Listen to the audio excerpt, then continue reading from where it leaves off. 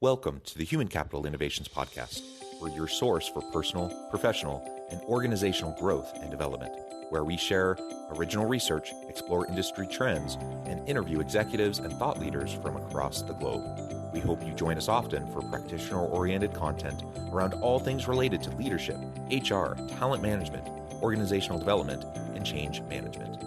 Maximize your personal and organizational potential with Human Capital Innovations Podcast.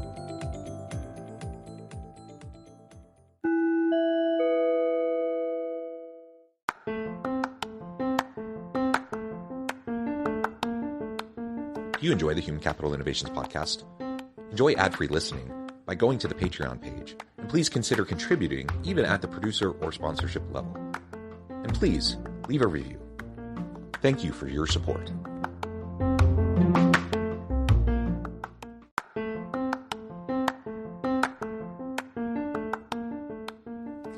Welcome to the Human Capital Innovations Podcast. In this HCI Podcast episode, I talk with Jack McGuinness about his recent book, Building Great Leadership Teams.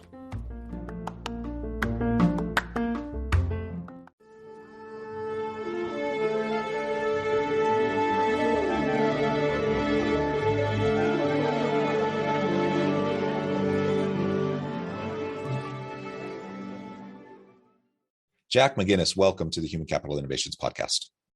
Thanks so much for having me, John. It is a pleasure to be with you. You're joining us from the Chesapeake Bay area. I'm south of Salt Lake City in Utah. And today we're going to be talking about your recent book, Building Great Leadership Teams. This is really, my area of focus and interest as well. So I imagine we could talk for hours and hours and hours. We're going to try to distill that down into 30 minutes or less. Okay. So this will be a nice challenge. Before we get started, I wanted to share Jack's bio with everybody. Jack McGuinness is co-founder of Relationship Impact, a consulting firm focused on working with CEOs to unleash the full potential of their leadership teams. His experience as a management consultant, CEO of a contract packaging company, and co-founder of PHRi influences his efforts to help organizations build great leadership teams. I love that. Anything else you would like to share with listeners by way of your background or personal context before we dive on in further?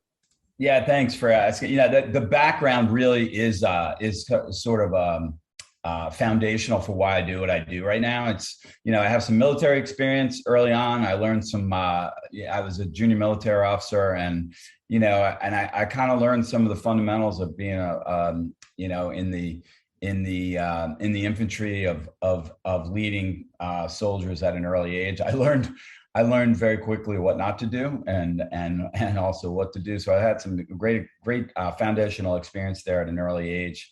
And, my experience in helping start a management consulting firm with a guy who was about 15 years older than me was really cool too, because it gave me an ability to learn how to build something from nothing, while also learning how to be a good management consultant, and both, challenging endeavors, but I liked both parts of that. And it gave me a breadth of clients that I had worked with, and an empathy for dealing with business owners who are building their own, businesses as well. And then I bought a contract packaging company after I cashed out of that firm, and that had some great experiences too, because we brought in some new clients, bought some new equipment, were way over leveraged and cocky, and really self-assured that we could fix things. And we did a pretty good job fixing things until the financial crisis hit and we went bankrupt. So I learned a lot from that experience as well. And I think all of those kind of experiences together give me some, a unique perspective, I believe, on what it takes to build a great leadership team. And it gives me an empathetic approach to being direct, but also having some compassion for the trials and tribulations of growing an organization. I love that background, and it's great to have diverse backgrounds as we enter this space, because no two organizations are alike. I mean, you could take same industry, same types of products and services, similar customer base, I mean, you could list off all the similarities between two organizations, but the reality is every organization is unique because there are a different combination of people and interpersonal dynamics and organizational systems and structures. And all of that leads to, just the need for us to be flexible and adaptable in our leadership approach. So there's no one size fits all to this, as much as, some would try to suggest or claim. And we just have to lean into the complexity and the messiness of just the reality of when you get human beings together, it's going to be complex and messy, right? And that's where the fun of leadership is, though, because there's no, guidebook specifically. You and I write books, and so we try to provide some guidance, and we try to provide some perspectives, some key principles, those sorts of things. But there's no user's manual for running an organization because they're all just so darn unique. I agree. It's the reason when I was doing some just due diligence on you, I was struck by your book, Blue Indigo Leadership, and the caption on there or the write up in the back of the book is really powerful. It's just like there's no one size fits all, and it's really about principles, and that's why I bought it. Thank you for that. And again, we're here today really to talk about your book. And I always ask when I have a guest on to talk about a book, I like to find out a little bit about the origin story of the book. Right. Because there's 1,000 leadership books out there and books about effective organizations and teams and such. So there's tons of material. But like you, I also, I tend to put out about a book a year. And this is something I write in this space. I speak in this space. It's something I'm always thinking about. Why this book for you? Why now? And what do you feel like is the unique contribution of this? And then we'll get into some of the details of what you talk about in the book. Yeah, well, that's obviously it's a great question. I'll start with why I started writing to begin with. When we started this firm about 14 years ago, and it's as any company does, it morphs into different. We started as something different, and about I'd say 9 or 10 years ago, we settled in on we'd had worked with a couple of clients that were very much focused. Where the work became very much focused on working with their executive teams. And we were like, whoa, we have something unique to say. We have a cool point of view. They seem to be engaged in it. We're making some impact. So, so in the midst of that, I was out to lunch with the CEO of this company. It was a guy a year after me at West Point, who started his own government contractor and killed it. And he said, he gave me it's unsolicited, but really powerful advice. He said, you have to have a point of view. You guys have to have a point of view. It's not good enough to say you're a consulting firm like everybody else. And so I started writing, and I started really shaping a point of view. And so the book is really a culmination of that, the writings I did. I did a lot of writing for Chief Executive Magazine, still do. But a few years ago, I was like, God, I really should put this down, because we have a pretty cool approach. We have what we think is an interesting perspective. It's similar than other perspectives, a little bit different than others.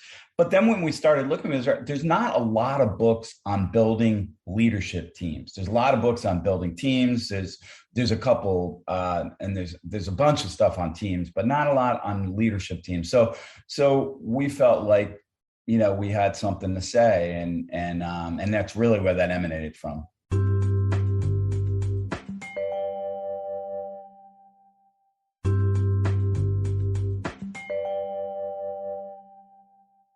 Yeah, well, and can I just put a fine point on that? Yeah. It's important to have that distinction of leadership teams. Do principles of good, effective teams apply to leadership teams? In many cases, yes, right? But a leadership team, like an executive leadership team, that is something that's fundamentally different than, me being a middle manager with my team of specialists that do some function within the organization. Right. It's just a very different thing. And so focusing on executive leadership and those leadership teams where you're focused so much on the vision, the mission, the purpose, the high level strategy, those sorts of things, It's just a different beast altogether. So I think there's definitely a niche there that needs to be addressed. Well, thank you. Yeah, we thought so too. It is different. There's no question about it. Well, good. So with a little bit of that backstory, and it resonates with me, just the writing, and I'm in the academic space, so I do a lot of academic research. I do a lot of surveying and interviewing and statistical analysis, and I write up a big paper and I get it published in a journal, and like 10 people read it because nobody reads academic journals. And so at some point, and this was probably 3 or 4 years ago, I've always dabbled in the practitioner space. I've done consulting work for a long time, and I've dabbled with writing in the practitioner space, but something shifted in my mind 3 or 4 years ago. And I decided, you know what, I still need to do the academic, peer-reviewed journals. That's part of my expectation as a professor. So I still need to do that, but I need, there's just not as many people that consume that. And so but everything I do is very applied, and all the research I do can, I believe, have big impacts in organizations. So I made the decision, I'm going to start writing articles for various practitioner-oriented outlets with wide distribution to get the ideas out there. Just, hopefully move the needle a little bit and get the ideas to the end of the row, so that, leaders of organizations can actually do something with the research, rather than waiting for 10 years, for it to kind of trickle down. And that has been a super rewarding and fulfilling thing for me over the last few years, as that's been a heightened focus, because we just need to be able to connect back to what matters. And, sitting in the ivory tower and esoteric research and theory building and statistical analyses, while important, I'm a believer in the academic endeavor. The impact of that is not going to be as great as if I can actually, share those ideas with people who are living it day in and day out, trying to make it work. Sure. And that's where you come in as well. I see your work in that same vein. It's research based. It has a foundation in rigor, but it also is written in a way that's digestible, understandable to the average leader in an organization, so they can actually do something with it and make a difference for their teams. So that's fantastic. Thank you. Yeah, we believe that too. I really do, and it's been good. I mean, it was launched on Amazon on the 14th of June, and got some good traction right away. And so it's been a good experience, getting a lot of good feedback and stuff. A lot of kidding from my friends, of course. But yeah, very good. All right, so let's dive in. Sure. What are some of those? I mean, obviously, we can't talk about everything in this interview, but what are some of the highlights, some of those key takeaways that you would hope anyone who picks up your book, that they spend a dedicated amount of time to read through it? What do you hope that they take away that they'll remember 5 years from now? Yeah, so I think there's 3 things that to take away, and you stole my thunder a little bit on the first one, is that leadership teams are just different. They're being on a leadership team is different than running a functional unit, right? You have to have a greater good perspective.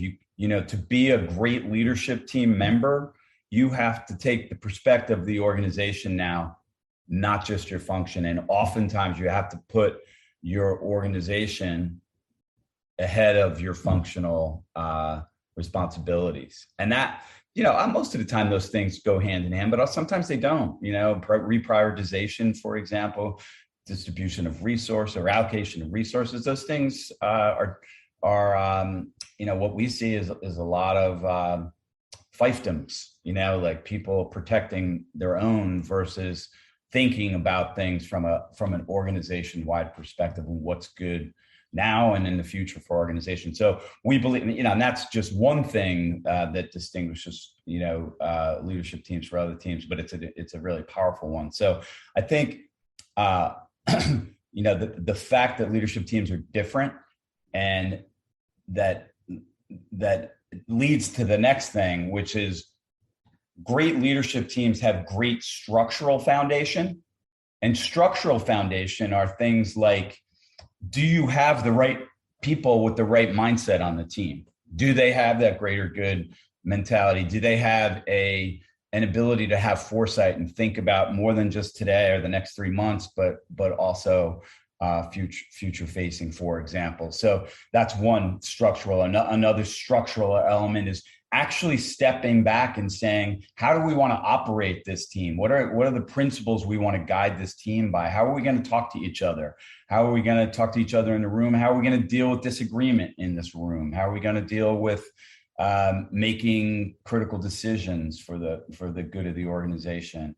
Another important structural thing is what is it that the 6, 7, 8, 9, 5 of us are supposed to be doing, working on together, rather than just as functional leaders? We all have our functional assignments, the head of sales, the CFO, but there are important cross-cutting organizational initiatives that are the responsibility of a good leadership team. Acquisition is one of those. We have a customer customer concentration problem. That's not just one department, that's the organization's challenge. So the leadership team is focused on that. So having a good structural foundation is really, really important. What we find is that most organizations just throw a group of leaders together and call it a team, and then have report out sessions to the CEO. And that can work, but we don't believe it is as it's taking advantage or leveraging the capabilities of the collective wisdom of the leadership team. So that's number 2. So good structure is another thing. Yeah.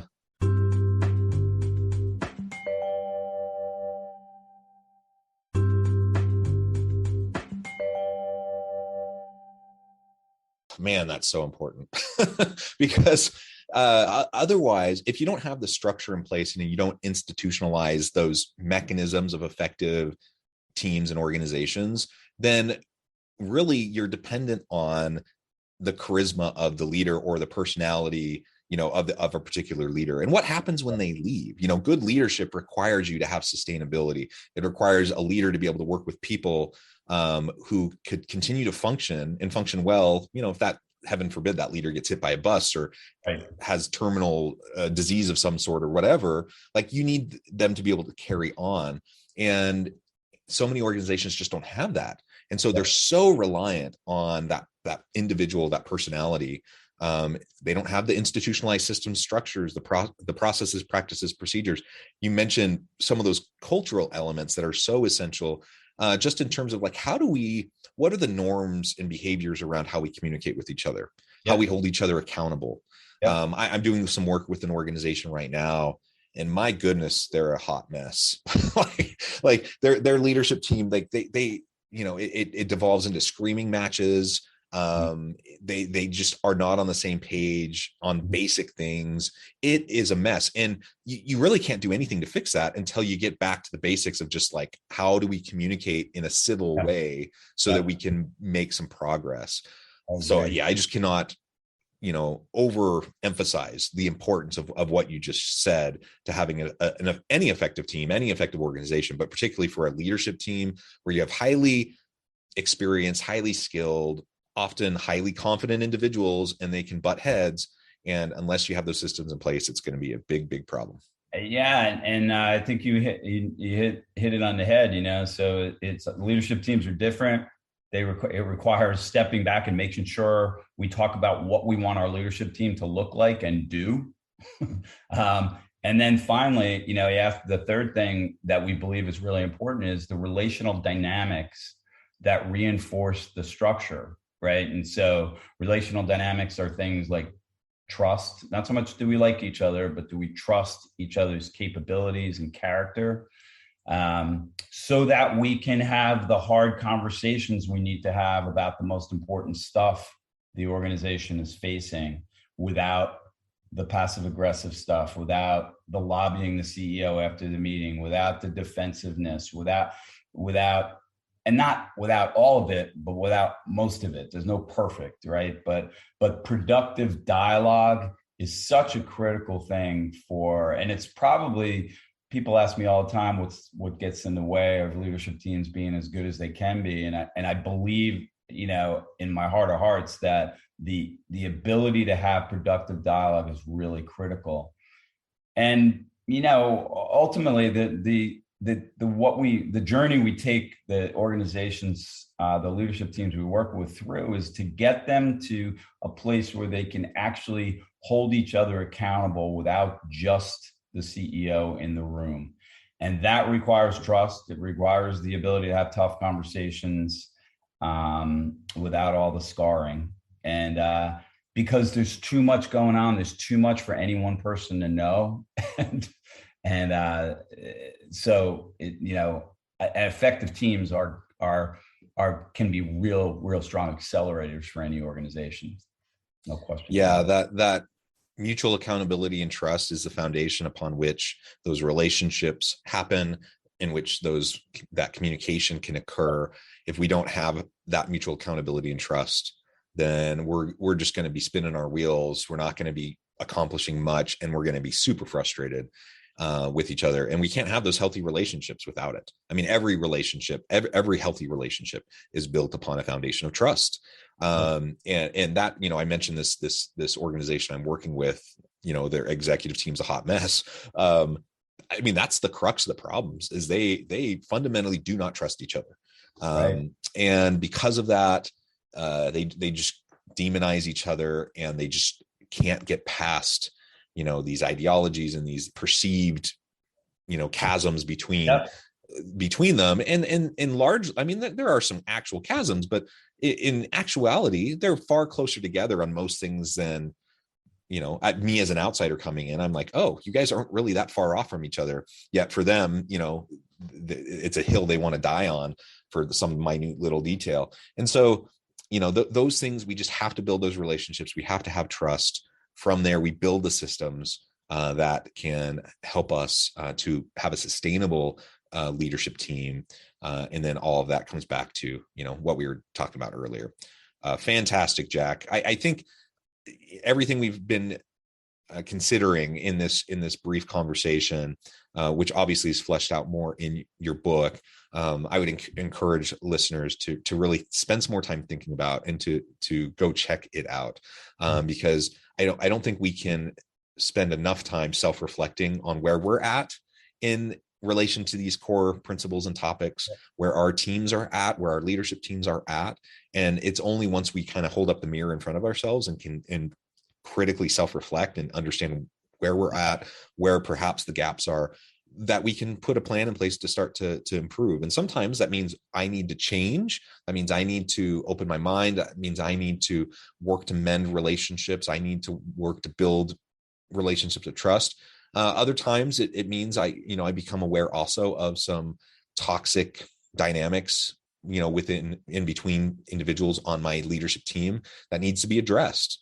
And sometimes that means you need to replace people. I like to try to work things out whenever possible, but sometimes you need to have a shift, who's sitting on the seats on the bus. And so let's just be thoughtful about that. And as we do that, I think we'll have better, more sustainable organizations where people feel empowered, where they have meaning and purpose, and where they can contribute in their best, most authentic way. Well, Jack, it has been a pleasure. I know at the time I'm going to have to let you go here in just a minute, but before we wrap up, I just wanted to give you a chance to share with listeners how they can connect with you, share where they can find your book, and anything else you would like to share with listeners. And then and then the final word on the topic for today. Sure. So you can find my book. I have a book site called greatleadershipteambook.com. It's also on Amazon. If you just look up Great Leadership Team, Building Great Leadership Teams. And my website is relationship-impact.com. Both are ways to access the book. And Jonathan, I really appreciate the opportunity to talk. And I guess the last word I would say is that the structural and relational dynamics are inextricably linked. If you have bad structure, it can lead to misunderstanding and bad relational dynamics. And then you try to evolve the structure and people don't trust it. So it's hard. It makes it harder. So it's sort of a vicious cycle. So step back, take a look. And you don't necessarily need a consultant, but you can't just throw people together. Yeah. Well said. Jack, it's been a pleasure. I encourage listeners to reach out, get connected, find out more about what Jack and his team can do for you. Check out the book. And as always, I hope everyone can stay healthy and safe. that you can find meaning and purpose at work each and every day. And I hope you all have a great week. Do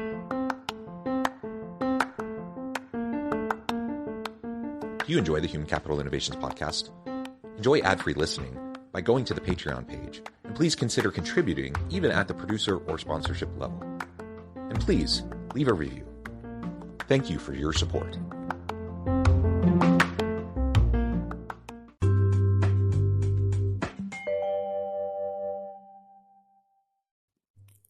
Thanks again for joining us for this episode of the Human Capital Innovations podcast. I hope you stay healthy and safe and that you have a great week.